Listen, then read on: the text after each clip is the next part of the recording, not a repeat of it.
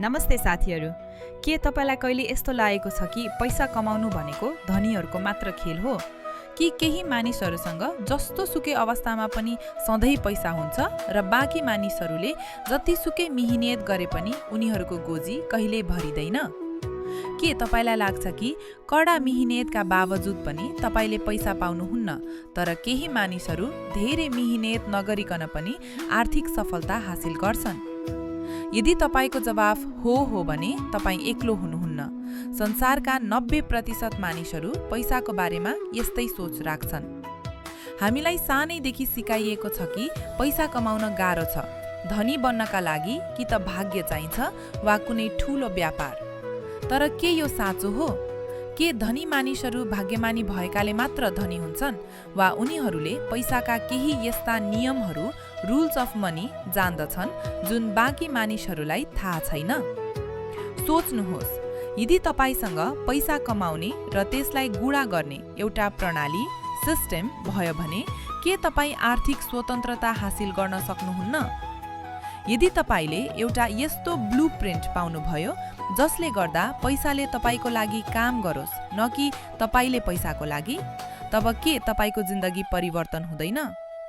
आज म तपाईको लागि रिचर्ड टेम्प्लरको बेस्ट सेलिङ किताब द रुल्स अफ मनी को एउटा यस्तो सारांश लिएर आएको छु जसले तपाईको पुरै सोच बदल्न सक्छ। यो किताब पैसा कमाउने बारेमा मात्र होइन, बरु यसले तपाईलाई पैसाको बारेमा कसरी सोच्ने, पैसालाई कसरी आकर्षित गर्ने र पैसालाई कसरी सम्हाल्ने भनेर सिकाउँछ। अब ध्यान दिनुहोस्, यदि मैले तपाईसँग पैसा कमाउने केही गुप्त नियमहरू छन् जुन शताब्दीयौंदेखि धनी मानिसहरूले पालना गर्दै आएका छन् भने के तपाईँ ती सिक्न चाहनुहुन्छ? के तपाईँ जान्न चाहनुहुन्छ कि किन केही मानिसहरूले आर्थिक सफलता सजिलै हासिल गर्छन् जबकि बाँकी मानिसहरू जीवनभर पैसाको पछि भागिरहन्छन्? त्यसैले आज यस भिडियोमा हामी द रुल्स अफ मनीका ती खास नियमहरू खोतल्नेछौँ जसले तपाईलाई सिकाउनेछन् पैसा कमाउनका लागि सबैभन्दा महत्त्वपूर्ण मानसिकता, माइन्डसेट के हो? पैसालाई गुणा गर्न कुन स्मार्ट कदमहरू चाल्नुपर्छ? किन केही मानिसहरू धनी बनेपछि पनि गरिब हुन्छन् र तपाईँ कसरी यो गल्तीबाट बच्न सक्नुहुन्छ? कुन साना बानीहरूले तपाईलाई बिस्तारै आर्थिक स्वतन्त्रता, फाइनान्शियल इन्डिपेन्डेन्स तर्फ लैजान्छन्? यो कुनै सामान्य फाइनान्स भिडियो होइन। यो एउटा यस्तो गाइड हो जसले तपाईलाई पैसा कमाउने खेलमा जित्नका लागि तयार गर्नेछ।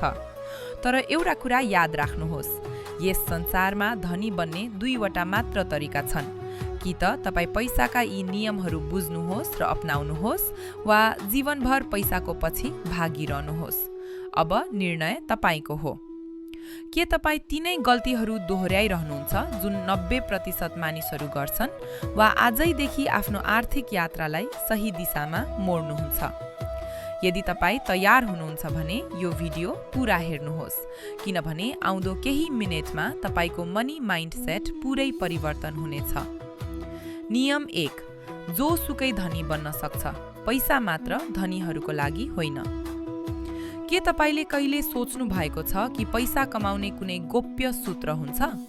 ती धनी मानिसहरू जो महँगा गाडीमा घुम्छन्, ठूला घरमा बस्छन्, के उनीहरूसँग कुनै लुकेको रहस्य छ जसले गर्दा उनीहरू यति सजिलै पैसा कमाउँछन्?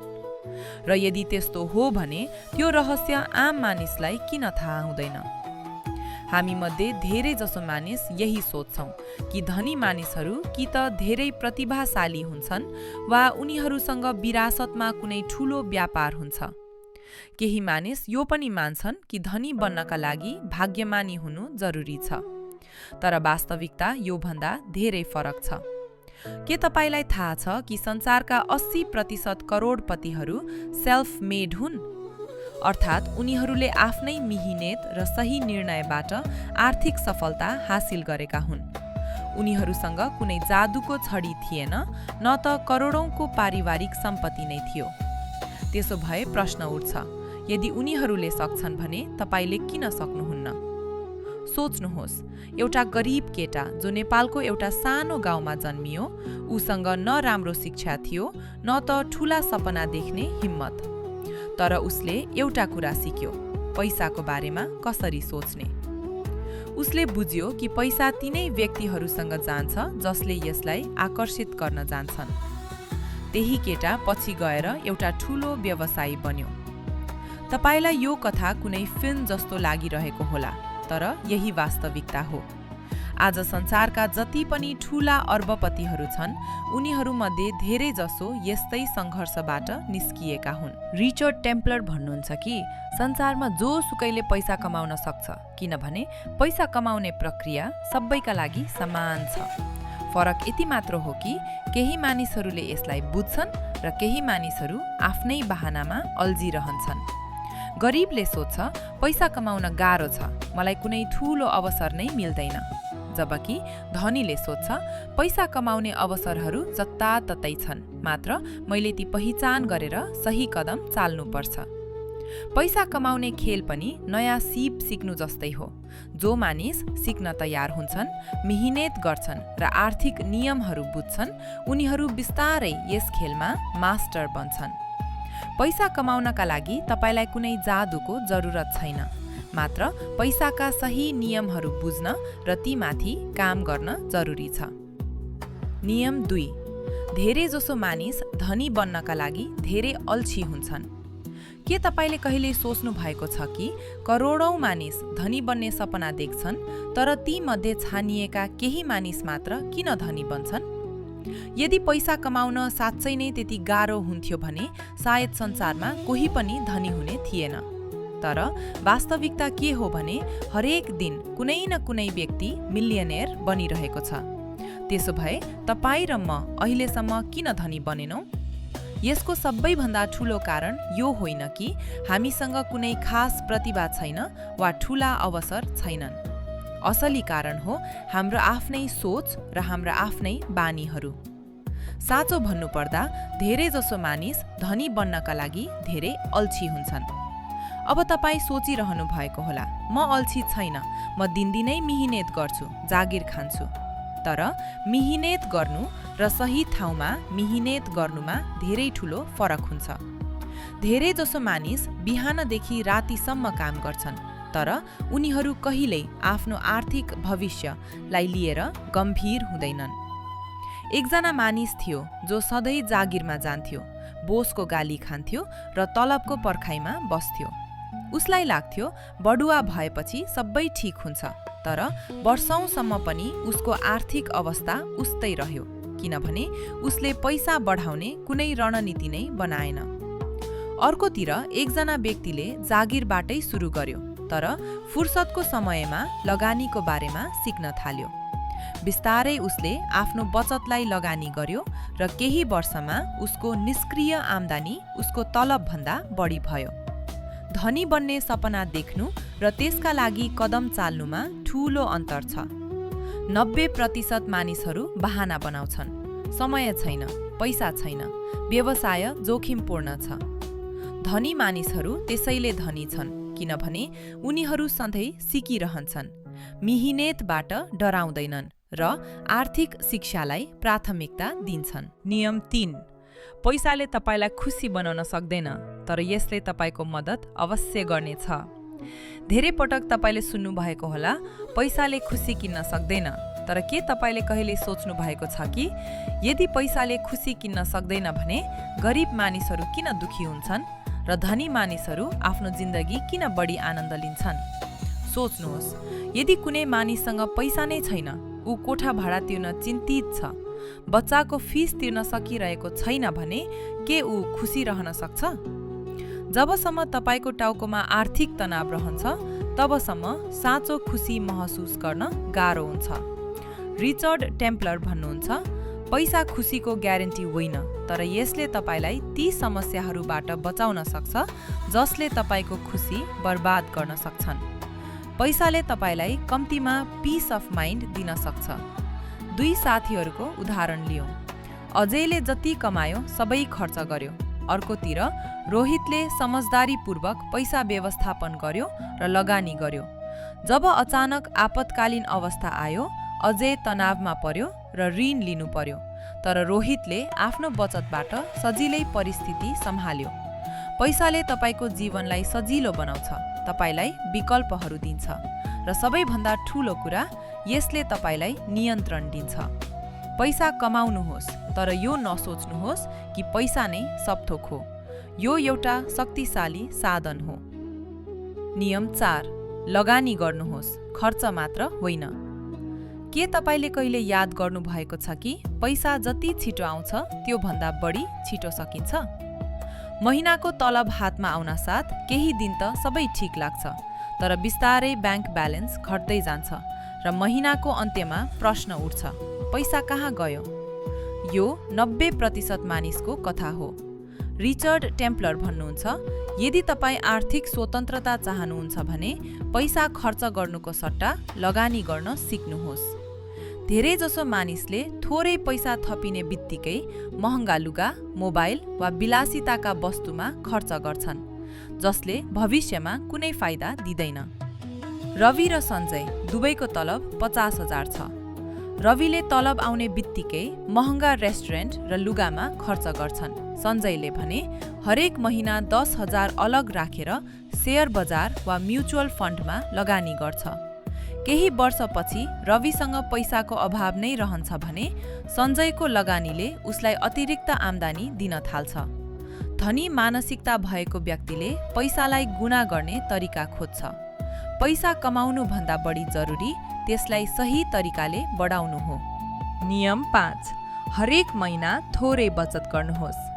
धनी र आम मानिसको बीचमा एउटै कुराको ठूलो फरक हुन्छ, आर्थिक अनुशासन, फाइनान्शियल डिसिप्लिन। यसको पहिलो नियम हो हरेक महिना थोरै पैसा बचाउनु। धेरैले भन्छन्, मैले धेरै कमाउँदिन, कसरी बचाउने? तर बचत आम्दानीमा होइन, मानसिकतामा भर पर्छ। रिचर्ड टेम्प्लर भन्नुहुन्छ, आर्थिक सुरक्षाका लागि हरेक महिना केही अंश बचाउने बानी बसाल्नुहोस्। यो जरुरी छैन कि तपाईले एकै पटक लाखौं बचाउनुहोस्। सुरुवात थोरैबाटै गर्नुहोस्। धेरै मानिसको गल्ती के हुन्छ भने उनीहरू पहिला खर्च गर्छन् र बाँकी रहेको पैसा बचाउन खोज्छन्। तर सही तरिका हो पहिला बचत गर्नुहोस् अनि मात्र खर्च गर्नुहोस्। बचतलाई पनि बिजुलीको बिल वा कोठा भाडा जस्तै अनिवार्य बनाउनुहोस्। नियम 6, सबैभन्दा पहिले आफ्नो ऋण तिर्नुहोस्। के तपाईले कहिले ऋणको डरले निन्द्रा नलाग्ने रातहरू बिताउनु भएको छ? यदि छ भने तपाईँ एक्लो हुनुहुन्न।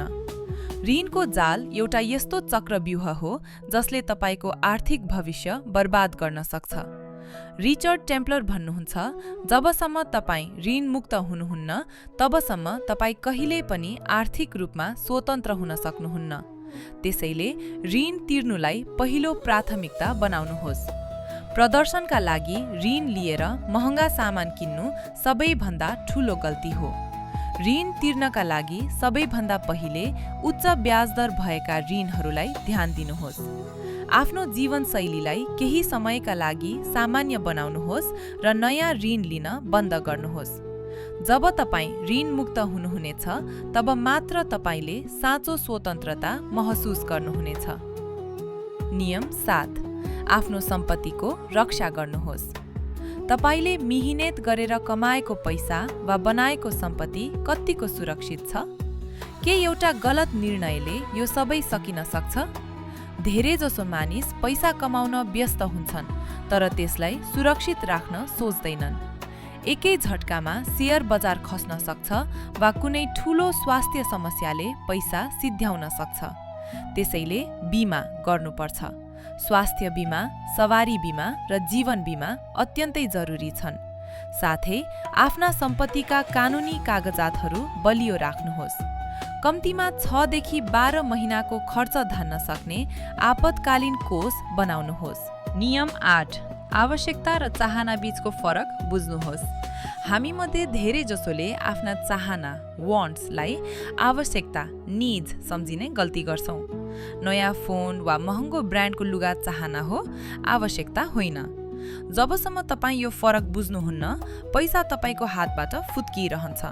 कुनै पनि कुरा किन्नु अघि सोच्नुहोस्, के म यो बिना बाँच्न सक्छु? यदि जवाफ हो भने त्यो चाहना हो। धनी मानिस आफ्नो आवश्यकतामा केन्द्रित हुन्छन् र चाहनालाई नियन्त्रण गर्छन्। गरिब भने चाहनालाई आवश्यकता सम्झेर खर्च गर्छन्। आर्थिक सफलता कमाउनबाट मात्र होइन, सही खर्च गर्नबाट आउँछ। नियम 9, आर्थिक योजना बनाउनुहोस्, नत्र पैसा तपाईको मुठीबाट फुत्किनेछ। केही मानिस ढुक्कसँग जिन्दगी बिताउँछन् किनभने उनीहरूले आफ्नो पैसाको योजना बनाएका हुन्छन्। यदि तपाईसँग आर्थिक मार्गचित्र फाइनान्शियल रोड म्याप छैन भने तपाईँ कहिले सही गन्तव्यमा पुग्न सक्नुहुन्न। तपाईको आम्दानी, खर्च र भविष्यका लक्ष्यहरू गोल्स स्पष्ट हुनुपर्छ। 5 वर्षपछि घर किन्नु छ वा 10 वर्षपछि बच्चाको पढाइको लागि पैसा चाहिन्छ भने आजैदेखि त्यसको योजना बनाउनुहोस्। जो मानिसले आफ्नो पैसाको जिम्मेवारी आफै लिँदैनन् उनीहरूको पैसा कहिल्यै उनीहरूसँग टिक्दैन। नियम 10, दानी बन्नुहोस् तर मूर्ख होइन। पैसा आएपछि साथीभाइ र आफन्तहरू मद्दत माग्न आउनु स्वाभाविक हो। मद्दत गर्नु राम्रो कुरा हो, तर रिचर्ड टेम्प्लर भन्नुहुन्छ, दानी बन्नुहोस् तर यति पनि होइन कि आफै अप्ठ्यारोमा पर्नुहोस्। धेरै मानिसले अरूलाई पैसा बाँड्दै आफ्नो बचत सिद्ध्याउँछन्। पैसाको मामिलामा मनले होइन कि दिमागले काम लिनुहोस्। साँच्चै खाँचो परेकालाई मात्र मद्दत गर्नुहोस्। सबैभन्दा पहिले आफ्नो आर्थिक सुरक्षा सुनिश्चित गर्नुहोस्। अरूलाई पैसा दिनुभन्दा उनीहरूलाई पैसा कमाउने तरिका सिकाउनु अझ राम्रो मद्दत हुन सक्छ। साथीहरू, धनी बन्नु कुनै जादु होइन, यो एउटा अनुशासन र सही नियमहरूको पालना हो। नेपालमा पनि यस्ता थुप्रै अवसरहरू छन्, मात्र तपाईको सोच र काम गर्ने तरिका बदल्न जरुरी छ। यदि तपाईँ यी 10 नियमहरूलाई आफ्नो जीवनमा लागू गर्नुहुन्छ भने तपाईको आर्थिक अवस्था बिस्तारै तर निश्चित रूपमा सुधार हुनेछ। याद राख्नुहोस्, आजको सानो बचत र सही लगानीले भोलिको तपाईको ठूलो भविष्य निर्माण गर्नेछ। यस्तै अन्य अडियो बुकहरू हेर्न र सुन्नका लागि RPB अडियो बुक च्यानललाई सब्स्क्राइब गर्न नभुल्नुहोस्। धन्यवाद।